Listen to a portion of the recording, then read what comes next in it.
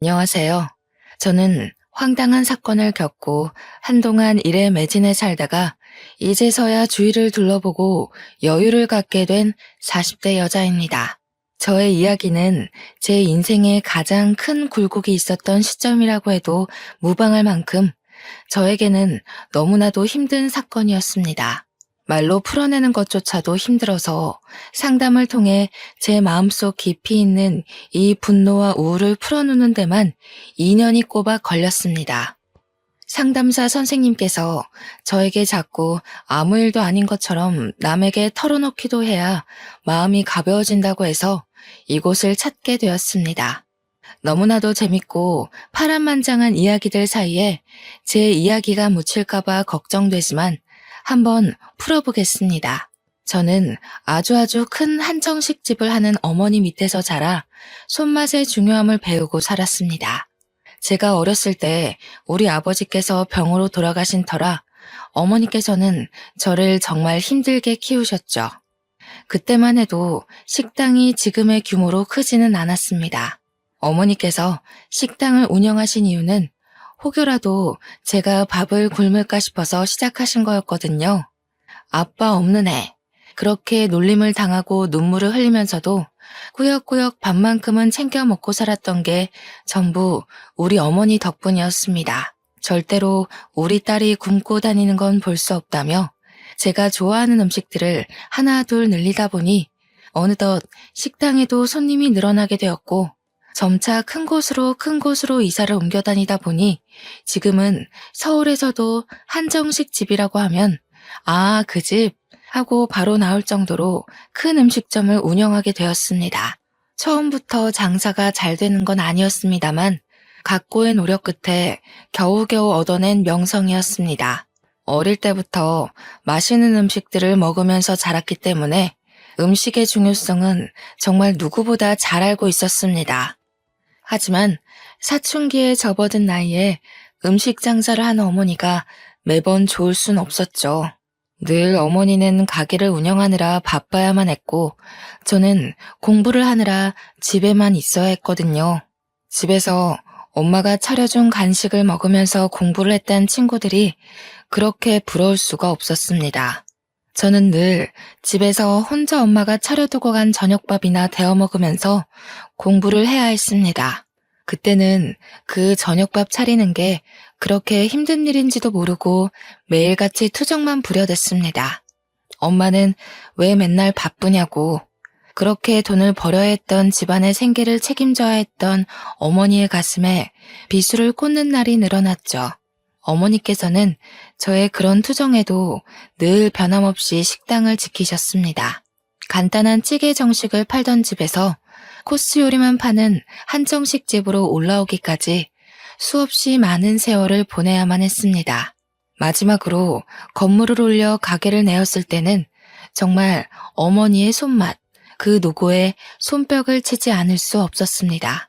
한정식 집 치고는 가격이 꽤 나는 곳이라 상견례 자리로도 많이 사용하시고 정치인들도 와서 식사를 하는 곳이었습니다. 드라마 같은 데 보면 룸으로 딱딱 이루어져서 독재 시스템으로 운영되는 그런 한정식집 많이 보셨죠? 그런 장소 협찬도 하고 유명인들이 몰래 데이트를 하는 곳으로도 손색 없는 그런 한정식집을 일궈내셨습니다. 그래서 그런지 한 달에 버는 돈이 어마무시할 정도였어요. 대학생이 되고 나서 첫 아르바이트를 했을 때 그제야 어머니가 얼마나 힘들게 저를 키웠을지 갑자기 와닿았습니다. 고작 한 달에 70만 원 벌기가 이렇게나 힘든데 우리 어머니는 그 돈 벌어서 저를 대학까지 보냈으니까요. 대학을 졸업하는 순간까지 어머니께서 힘들게 번 돈을 허투루 쓰지 않기 위해 저는 정말 많은 노력을 했습니다. 제가 대학 다닐 때 정말 공부만 하고 살았었는데 그래서 그런지 친구들과 어울려 술을 먹거나 클럽을 간 적도 없었습니다. 친구들이 별로 없는 것도 한몫이긴 했죠. 대학에서 제 별명은 책이었습니다. 늘 책이 있는 곳에 제가 있다는 말이 와전되어 별명으로 자리 잡은 거였죠. 그런 저에게도 딱 한 명의 친구가 있었는데 조별 과제를 하다가 알게 된 저와 아주 비슷한 성향의 친구였습니다. 조별 과제를 하면서 다른 팀원들에게 치이고 교수님께 치이고 하며 의리를 다지게 된 케이스인데 그 의리가 정말 돈독했습니다. 대학을 졸업하는 순간까지도 붙어 다니면서 불도저처럼 과제를 해냈거든요. 그런 저의 단짝에게 어렸을 때부터 친하게 지냈다던 동네 친구가 하나 있었는데 다른 과에 진학하여 마주할 일이 별로 없었습니다. 캠퍼스를 누비거나 커피를 마시거나 학식을 먹을 때 정도 붙어 다니면서 이야기를 나누게 되었습니다. 처음에는 어색했지만 자연스럽게 같이 있는 시간이 늘어나면서 셋이 어울려 다니게 되었죠. 그런데 남녀 사이라는 게 원래 갑작스럽게 스파크가 튀어오르고 그런 법이잖아요. 제가 친구의 단짝 친구와 연애를 하게 된 것입니다. 느지막하게 찾아온 첫사랑은 참으로 요란하게 남들에게 보였었나 봅니다. 캠퍼스 커플이라는 특성상 학교 내에서 모르는 사람이 없을 정도였어요. 남자친구가 군대에 갈 때 훈련소까지 따라가서 그의 가족들 앞에서 울고불고 하기도 하고요. 그런데 그런 시간이 무척이나 무색하게도 남자친구가 저에게 말도 안 하고 휴가를 나와서 클럽에 간 걸 알게 된 것입니다. 클럽만 갔으면 잔소리 좀 하고 말았을 텐데 거기서 여자를 만난 걸 제가 알게 되었고 우리는 헤어지게 되었습니다. 그때부터 저는 학교도 자주 빠지고 공부에도 손 놓고 4학년 되어서 성적에 손을 놓았으니 겨우겨우 졸업장만 받게 되었죠. 졸업식 날 어머니께 얼마나 죄송했는지 모르겠어요. 남자친구와 연애를 하기 전까지 정말 좋았던 성적이 갑자기 뚝뚝 떨어지고 학고만 맞지 않으면 다행이다 할 정도였으니까요. 그렇게 힘들게 저를 대학까지 보내주신 건데 참으로 죄송했습니다. 저는 대학을 졸업 후 열심히 취업 준비를 했습니다. 그제야 정신을 차리고 이런 자격증 저런 자격증 모두 기웃거리면서 취업에 도움된다는 건 긁어모으기 시작했습니다. 하지만 3년 동안 취업에 실패하고 좌절하고 결국에는 기업의 눈을 낮추고 했는데도 취업이 되지 않았어요. 저에게 선택할 수 있는 별다른 제한이 없었기에 저는 어머니의 식당으로 취업을 하게 되었습니다. 어머니께서도 언젠가 본인이 늙어 힘이 없어지면 저에게 물려주고 싶다고 하셨기에 일찌감치 식당으로 들어갔습니다. 물론 저도 당연히 안주인 수업을 받게 될 줄 알았는데 제 예상과는 다르게 어머니는 혹독하셨습니다. 식당 설거지 일부터 시작하라 해서 만만하게 보고 시작했는데 한정식 집이다 보니 반찬 가짓수가 많잖아요. 그 작은 반찬 그릇들이 수십 개가 쌓여 있는데 닦아도 줄어들 생각을 하지 않더라고요. 그때 태어나서 처음으로 주부 습진이라는 것에 걸렸습니다. 고무장갑을 끼고 설거지를 해도 그 안으로 물이 다 고여들어와 손이 퉁퉁 불기 일쑤였습니다. 그렇게 3년 동안 설거지에 반찬 나르기에 식기 정리만 하다가 겨우겨우 손님도 맞이하게 되고 계산을 하게 되었습니다. 나름 식당 돌아가는 시스템에 대해서 빠삭하게 알게 된 덕이죠. 저는 여전히 졸업 후에도 조별 과제를 함께하며 의리를 다진 대학 동기와는 연락을 하고 지냈습니다. 그런데 대학 동기와 단짝 친구였던 전 남자친구가 저를 한번 보고 싶다고 했다는 게 아니겠어요. 헤어진 지 벌써 7년이나 지난 후였고 저도 첫사랑이라고는 하지만 지나간 추억이니 한 번쯤 만나서 대학 시절 이야기를 나누는 거 나쁘지 않다고 생각을 했어요. 대학 동기도 오랜만에 셋이 한번 뭉치자고 넌지시 이야기하길래 저도 알겠다고 했습니다. 그래서 하루 시간을 내서 같이 만나게 되었는데 술을 한잔하고 집에 가려는 찰나 저를 붙잡고 할 이야기가 있다고 하더군요. 저한테 그때는 정말 철이 없어서 미안했다고 한순간의 실수였다고 꼭 사과하고 싶었대요. 저야 지난 일이니까 알겠다고 했어요. 그러면서 저에게 자기는 지금 중소기업 신인으로 일을 하고 있고 다시 한번 만나보고 싶다는 식으로 이야기를 하더군요. 연애할 때 저희가 얼마나 불같은 사랑을 했었는지 같은 취미에 같은 취향을 가지고 있었다는 사실이 문득 떠올랐어요. 저도 만나는 사람이 없었기 때문에 한번 생각해 보겠다고 했더니 그게 긍정의 의미로 들렸는지 그날부터 저에게 지극정성으로 굴더라고요. 퇴근 시간에 맞춰서 저를 집까지 데려다 주는 건 기본이고 쉬는 날이면 피곤하지 않게 데이트 코스를 짜오기도 했어요. 엄청 비싼 리클라이너 영화관 같은 데 데려가 쉬면서 영화를 볼 수 있게도 해주고 마사지도 받게 해주고요. 어딜 가더라도 본인 차로 저를 데려다 주는데 저 약간 감동받을 만하지 않나요? 제가 면허는 있었지만 차는 식당과 집만 오갔기 때문에 필요치 않아서 사지 않았거든요. 아무튼 그렇게 6개월 정도 지켜보다가 예전과 꽤 변한 모습에 새로움을 느껴 다시 만나보기로 결정을 했습니다. 그런데 그때는 저희가 이미 30의 나이를 하고 있었으니 연애만 하기에는 살짝 애매한 시기이기도 했어요. 그래서 진지한 만남을 생각하고 서로의 저축이 얼마가 있는지, 월급이 어떻게 되는지 경제 능력을 다 오픈했어요.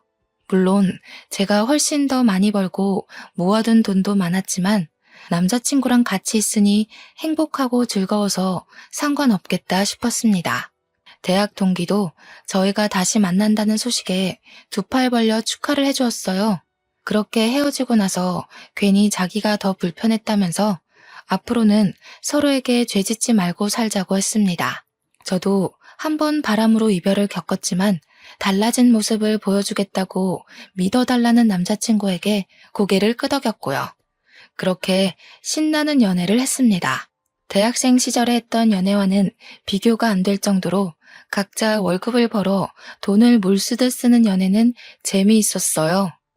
부모님께 용돈을 받아서 한 달 동안 얼만큼의 돈을 써야 한다는 계산 없이 이루어지는 데이트가 재미없을 리가 없죠. 행복한 시간도 잠시. 저에게 아주 큰일이 일어나고 말았습니다. 어머니께서 제 나이 31살에 갑자기 쓰러지시게 된 거예요. 살면서 피곤함이 머리를 너무 많이 짓누르고 있었나 봐요. 스트레스가 쌓여서 이렇게 된 거라고 하기는 어머니의 병색은 너무나도 짙었습니다. 뇌혈관이 팽창과 수축을 반복하다가 터졌다고 했는데 그 병색 자체를 너무 늦게 알아버린 겁니다. 골든타임이 지나가는 바람에 어머니께서는 눈을 뜨지 못하셨어요. 저는 제발 몸이 마비가 되는 한이 있더라도 눈만큼은 떠주시기를 간절히 바랐었죠. 하지만 어머니께서는 저에게 짐이 되기 싫으셨던 건지 그대로 아버지가 계시는 하늘나라에 가시게 되었습니다. 31살의 나이에 양쪽 부모를 다 잃은 것도 서러워 죽겠는데 외동딸이었던 저는 갑작스럽게 이뤄진 장례 준비가 너무나도 어려웠습니다.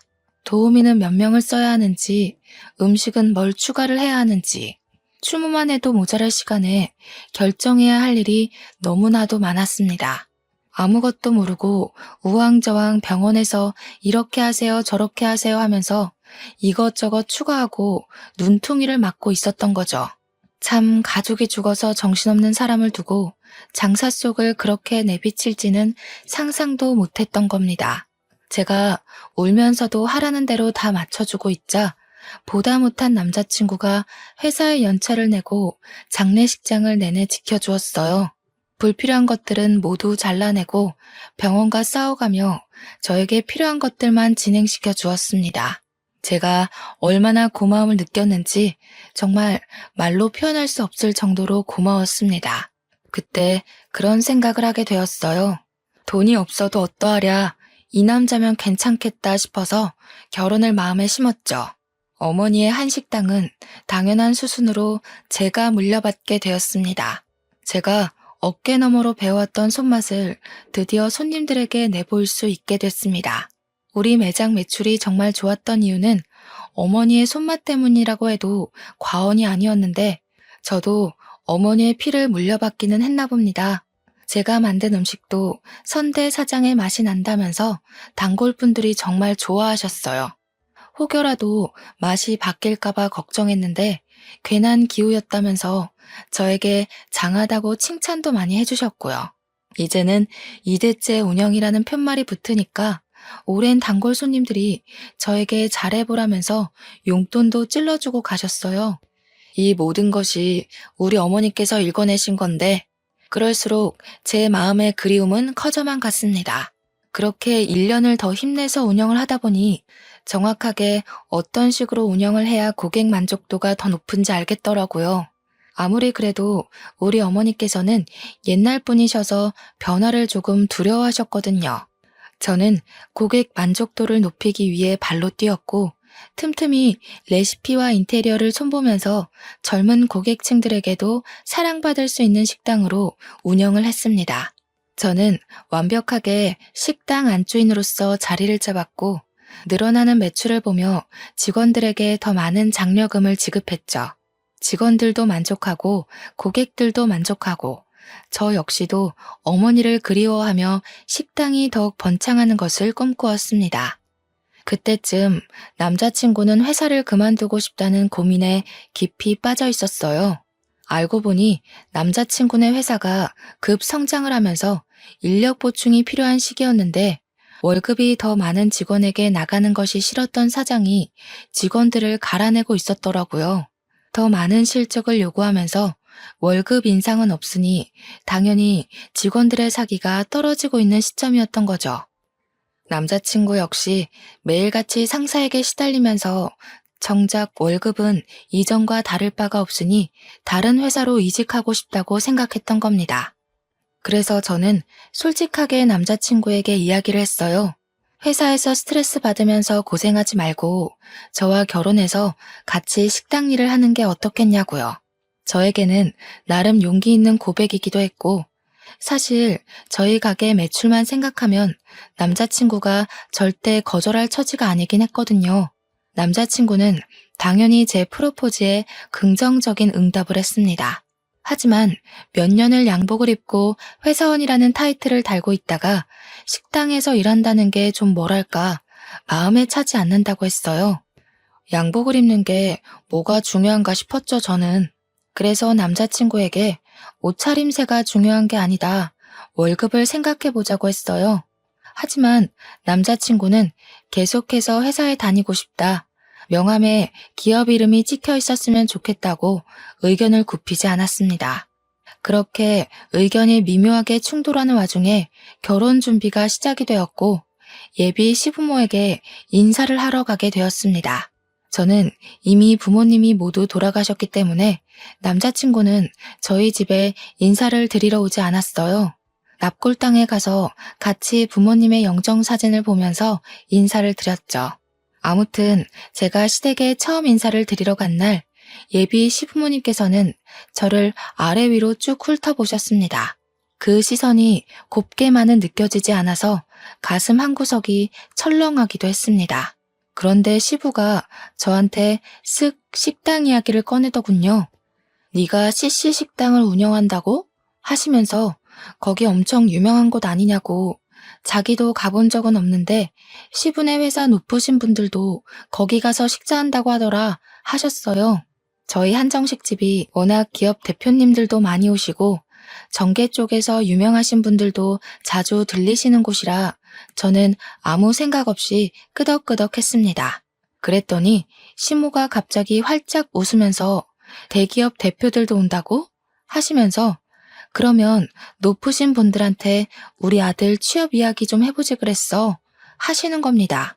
저는 그 말이 조금 어이가 없었습니다.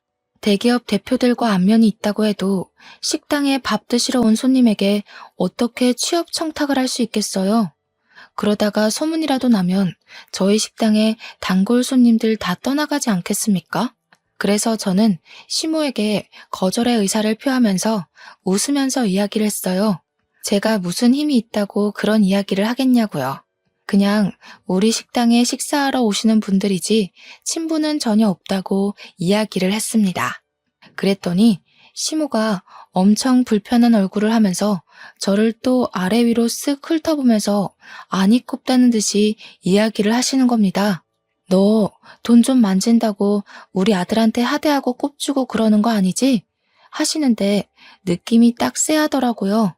그때 그 쎄함에 결혼을 뒤집어 엎었어야 했는데 홀로 남겨진 저는 의지할 곳이 급하게 필요했었나 봐요.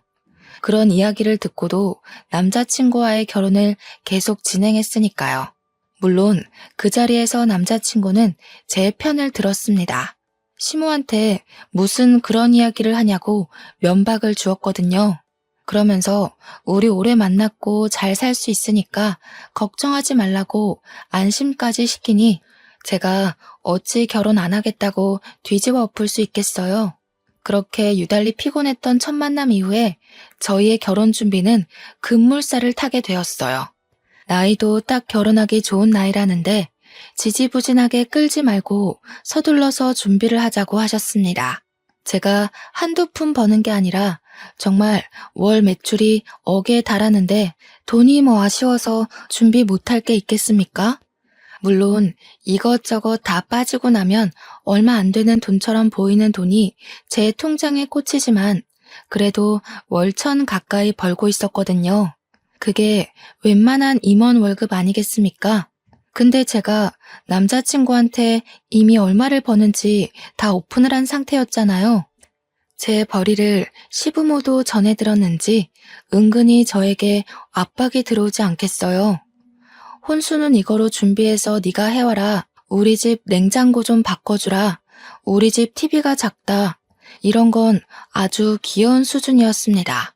저에게 명품 가방에 구두, 모피코트를 들이밀었을 때는 이게 뭐지? 싶었거든요. 시모가 자꾸 저를 볼 때마다 이거 사줘 저거 사줘 하는데 우리 어머니께도 못 해드렸던 걸 시모에게 해드려야 하나 싶었어요.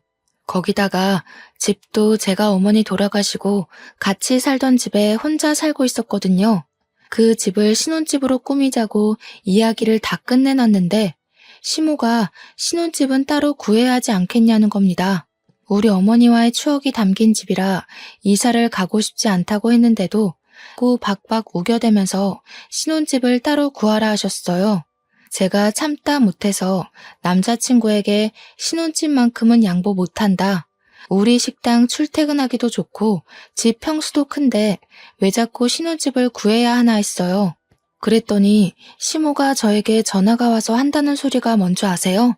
그 집 사람 죽은 집 아니냐고 하더군요. 우리 아들도 뇌출혈로 죽으면 어떻게 하냐고 집 터가 나쁜 것 같대요. 제가 그 말을 듣고도 제정신일 수 있었겠어요? 다른 것도 아니고 우리 어머니의 죽음을 가지고 그렇게 이야기할 수 있나요? 저는 정말 시모가 사이코패스인 줄 알았습니다. 뇌출혈로 사람 죽어난 집에 살면 우리 아들 죽을까봐 겁나서 그 집에 살지 않았으면 좋겠다는 게 정말 다시 생각해도 너무 열받고 화딱지가 나네요. 그래서 제가 어떻게 할게요? 바로 헤어지자고 했습니다. 그런 말을 하는 가족은 내 가족으로 받아들일 수 없다. 어떻게 사돈의 죽음을 가지고 그딴 소리를 할 수 있냐고 막 쏘아붙였습니다. 남자친구도 제 입에서 헤어지자는 이야기가 나올 거라곤 상상도 못했는지 무척 당황해하면서 변명도 못하더라고요. 저는 남자친구의 얼굴도 보기가 싫었고 만나주지도 않고 연락도 피하면서 이별을 준비했어요. 제가 오죽하면 결혼 준비를 하던 와중에 헤어지자고 했겠습니까? 말을 다 안 해서 그렇지 그동안 화나는 일이 한두 가지가 아니었습니다. 제가 이별하자고 했더니 시부모도 저에게 처음에는 연락이 와서 우리도 부모 없는 애 싫다, 식당하면 억척스러운 거 아니냐 하시며 흑백 논리를 펼치셨습니다. 남자친구가 집에 가서 어떤 이야기를 어떻게 했는지는 몰라도 한 2주일쯤 지나니까 맨날 우리 식당에 찾아와서 미안하다고 하시더군요. 순수하게 미안하다고만 하시진 않았죠. 우리 아들이 너 아니면 죽겠다는데 다시 한 번만 만나줘라 라는 명령조였어요. 당연히 저도 그럴 일 없습니다. 가세요 하고 보내드렸죠. 처음에는 남자친구가 제 다리 붙잡고 늘어지더니 남자친구가 나타나지 않으면 시부모가 나타나서 다리 붙잡고 늘어지고 이렇게 억척스럽다니 너는 부모가 없니 하다가 갑자기 돌변해서 저러니까 나중에는 짜증이 나더라고요. 한두 달 동안은 경찰에 신고하겠다, 찾아오지 말아라 하다가 저도 지쳐버린 거죠.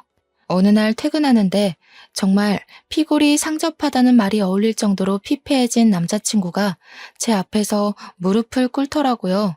가족들이랑 인연을 끊고 살겠다면서 저 없으면 안 된다고 울고불고 하는데 마음이 좀 동하더라고요. 우리 부모님의 죽음을 욕되게 한 인간이랑은 상종하지 말아야지 했는데 그동안 사랑했던 기억이 밀려오고 그래서 저도 모르게 남자친구한테 그럼 앞으로 정말 인연 끊고 살 수 있겠냐고 물어봤어요.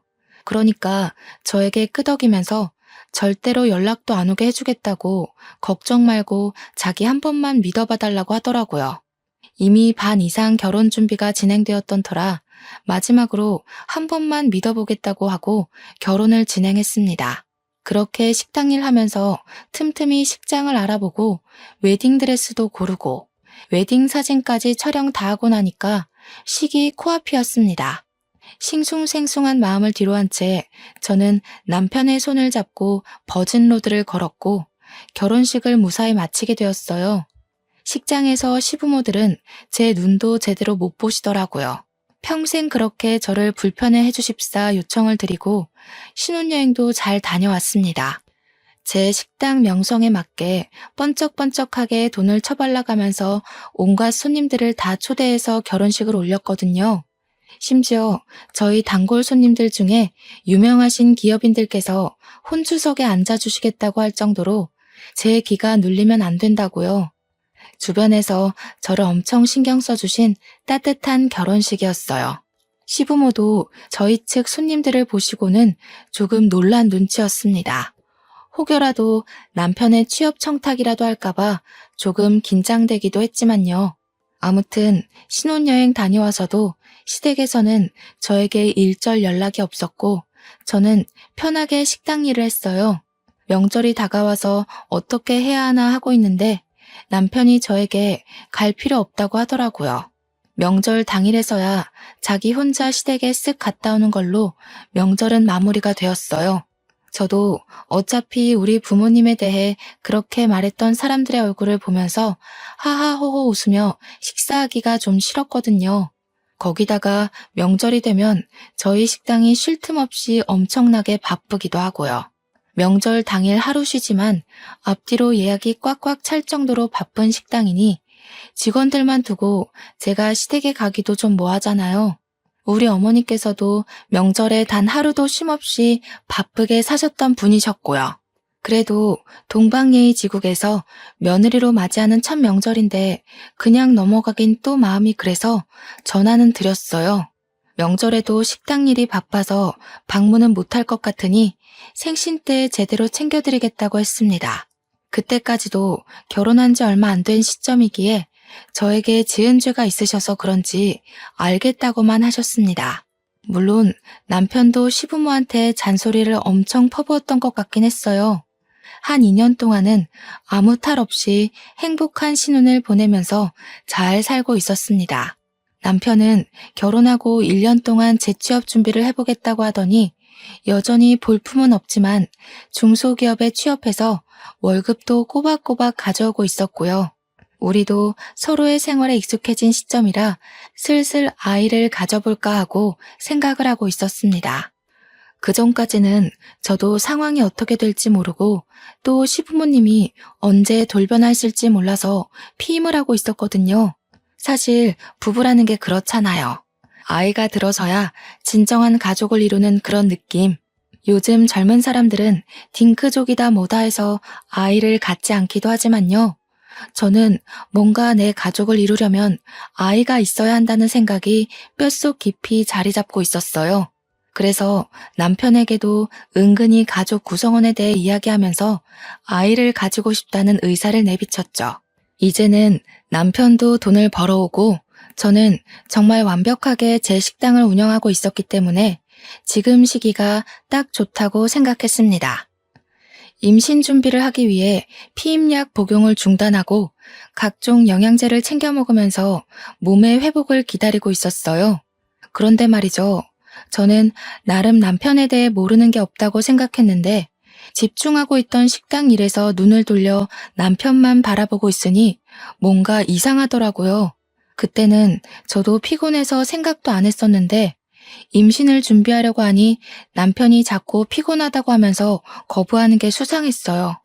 물론 남편이 아직은 회사에서 제대로 된 프로젝트도 못하고 이리저리 쫓겨만 다니는 처지인 걸 알아서 이해하려고 했는데 아무리 회사 일이 힘들고 지친다고 해도 그렇게 힘든 일인가 싶은 거죠. 은근히 저를 피한다는 느낌도 들고 그래서 이 사람이 바람을 피운 전적이 있었으니까 저도 의심이 가는 겁니다. 그래서 집중적으로 남편을 주시하기 시작했어요. 근데 딱히 별거 없긴 하더라고요. 회사 퇴근해서 한 달에 한두 번씩 회식 있을 때 빼고는 늦게 끝나는 저를 식당 앞까지 매일 데리러 오고 제가 좀 예민한 건가 하는 타이밍에 남편이 회식이 있다고 차를 두고 간다고 하더라고요. 그래서 제가 남편 차를 끌고 식당에 오면서 블랙박스를 뒤져보았습니다. 근데 거기서도 별거가 없는 거예요. 그냥 날짜별로 시간대별로 정리가 된 블랙박스들만 있었어요. 기록을 뒤져봐도 여자 같은 건 보이지 않았고요. 듬성듬성 비는 시간이야 차량 시동 꺼두면 꺼지니까 출퇴근 시간은 다 잘 찍혀 있었고요. 저는 순간 저에게 의부증 같은 게 생긴 건 아닌가 진심으로 고민도 했었습니다. 그러던 어느 날 주말 남편이 뜬금없이 대학 동창들을 만나러 간다고 하는 겁니다. 누구를 만나냐고 물어보니 남편이 과 동기들 이름을 대는데 저는 잘 모르는 친구들이었어요. 제가 은근히 웃으면서 너 동창들 만나러 간다고 해놓고 다른 데 가는 거 아니지? 하니까 허둥지둥 대면서 아니라고 하더라고요. 우리 단짝 친구 이름을 대면서 걔도 온다고 하길래 아 그래? 하고 말았습니다. 술에 완전히 취해 들어왔길래 다음날 아침에 해장국 끓여주고 친구도 숙취에 좀 시달리겠다 싶어서 전화를 걸어 오랜만에 안부를 물었어요. 어제 술 많이 마셨냐고 하니까 술 안 마셨다고 하더라고요. 그래서 동창들 만났는데 술을 안 마셨어? 하니까 자기는 집에 있었대요. 그래서 남편에게 바로 말을 했죠. 걔는 어제 집에 있었다던데? 하니까 뭐 오겠다더니 안 온다고 말 바꾸더라 하면서 어물쩍 넘어가더라고요. 그래서 딱 말했어요. 어제 동창 모임 없었지? 너 혹시 바람 피우니? 이렇게요. 죽어도 아니라고 이야기하는데 저도 증거가 없어서 일단은 남편의 행적을 지켜보기로 마음먹었습니다. 행동 하나하나를 지켜보는데 평소랑 크게 다를 바가 없긴 했어요. 그래도 쉽게 의심을 버리지는 않았습니다. 저희가 원래 서로 휴대폰에 비밀번호를 걸어두고 신경을 쓰지 않고 지냈거든요. 그런데 바람의 기본은 휴대폰 아니겠어요? 남편이 씻으러 간 사이에 비밀번호를 대충 유추해서 이것저것 눌러봤는데 하나도 맞질 않더라고요. 휴대폰만 뒤지면 뭔가 나올 것 같은 기분에 저는 남편이 잘 때까지 기다렸다가 지문 인식을 통해서 비밀번호를 풀었습니다. 순간 고민도 많이 되긴 했어요. 판도라의 상자를 열어버린 느낌이 들더라고요. 이 사람이 정말 바람을 피운 거면 난 어떻게 해야 할까 하는 생각에 볼까 말까 고민이 되었습니다. 하지만 남편이 바람을 피운다고 하면 저도 같이 살 이유가 없는 거나 마찬가지 아니겠어요? 이혼까지도 생각을 하고 결단을 내렸고 저는 그 판도라의 상자를 열어 천천히 살펴보기 시작했습니다. 남편의 문자를 막 뒤지고 있는데 어느 대학병원에서 온 문자가 엄청 많은 게 아니겠어요? 카드 내역을 살펴보는데도 병원 내에 있는 카페에서 찍힌 영수증 문자가 많이 있었어요. 커피 사 먹은 거, 샌드위치 사 먹은 거. 저는 순간 남편 회사가 병원에 뭐 납품하는 회사였나 싶어서 곰곰이 생각을 해봤죠. 근데 아무리 생각해도 병원이랑은 연관이 없는 거예요. 순간 머릿속에 스치는 생각이 하나 있었습니다. 바로 시부모님이었어요. 혹시 시부모가 어디 아파서 병원에 입원은 한 게 아닌지 싶었던 거죠. 저와 정말 연락을 하나도 하지 않고 살고 있었기 때문에 저에게 입원한 걸 비밀로 하신 건가 싶었습니다. 달력을 확인해보니 곧 시모의 생일이 다가오고 있기도 해서 저는 다음날 눈을 뜨자마자 시모에게 전화를 걸었어요.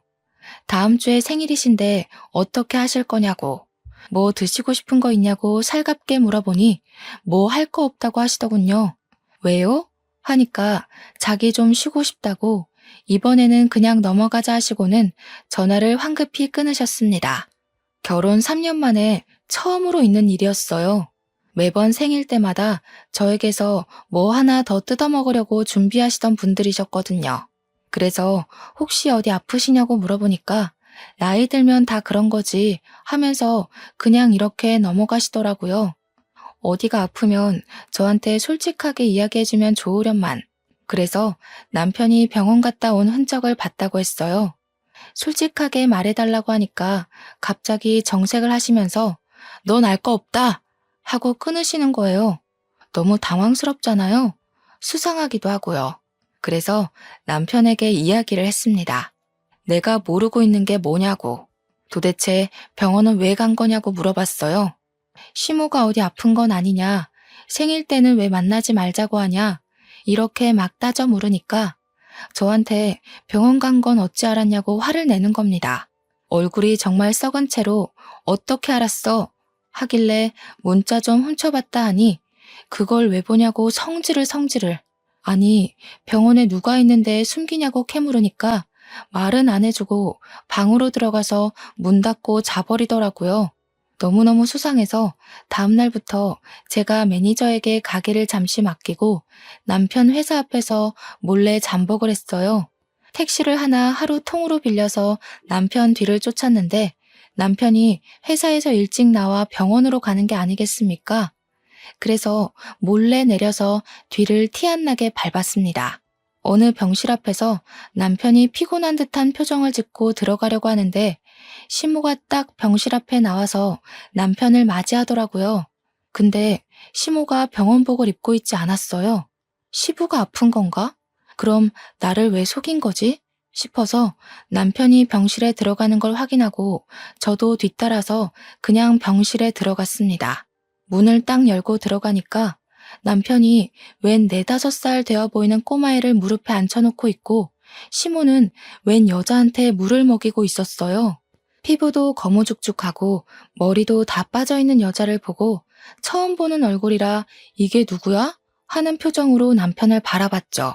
제가 병실에 들어가는 순간부터 얼음이 되어버린 남편과 시모를 보고 저는 어리둥절했습니다. 근데 그 아파서 다 죽어가는 여자도 저를 보고 완전 동공지진이 나더라고요. 이게 무슨 상황이지 하고 있는데 남편 무릎에 앉아있던 남자애가 남편에게 폭 안기더니 이런 말을 하더라고요. 아빠, 저 사람은 누구야? 아빠? 아빠? 저는 진짜 그대로 뒤로 넘어가는 줄 알았습니다. 내 남편에게 아빠라고 부르는 저 아이는 뭐고 그럼 누워있는 저 여자는 뭐지? 하는 생각 때문에요. 시모가 저한테 정말 놀래서 여긴 어떻게 나타났냐고 벌벌 떨면서 물어보더라고요. 마치 귀신 보듯이 저를 바라보는데 남편도 똑같은 얼굴로 저를 보고 있었고요. 이게 다 무슨 일이야? 아빠라니? 저 여잔 누구고 당장 말 못해? 제가 소리를 꽥 지르니까 남편이 저를 끌고 나와서 이야기를 하자고 했어요. 그러는 순간 누워있던 여자는 기절하고 시모는 의사 부르라고 난리를 치고 남편은 저에게 그제야 이실직고를 하더라고요. 알고 보니 저랑 헤어져 있던 그 잠깐 사이에 그러니까 결혼 준비하다가 엎어진 그 잠깐 사이요. 그때 술을 먹고 술김에 하룻밤을 같이 보낸 여자인데 그 여자가 단 하룻밤에 임신을 했다고 나타났다는 거였어요. 우리가 결혼 날짜를 다 잡아둔 상태에서 나타나 애를 지우라고 병원에 같이 가게 되었는데 그때 암을 발견했대요. 애를 낳고 항암 치료를 시작해서 괜찮아진 줄 알았는데 바로 재발하는 바람에 오늘 내일 한다면서 저는 이 이야기를 듣고도 꿈인가 생시인가 구별이 가지 않았습니다. 그런데 남편이 하는 말이 가관이더군요. 저 여자가 오늘 내일 하는데 보험금은 타야 하지 않겠어? 보험금 수익자를 내 이름으로 해두었거든. 아무래도 애가 있으니까. 그것만 해도 수억이야, 수억. 보험금 타면 사업할 계획도 다 짜놨단 말이야. 저는 남편이 사람 새끼로 보이지 않았습니다. 이거 미친 새끼 아니야? 당장 이혼해. 보험금 타면 좋은 거지. 무슨 이혼이야. 야, 그러면 애는 어쩔 건데. 나보고 지금 남의 새끼 데려다 키우라는 거야, 뭐야?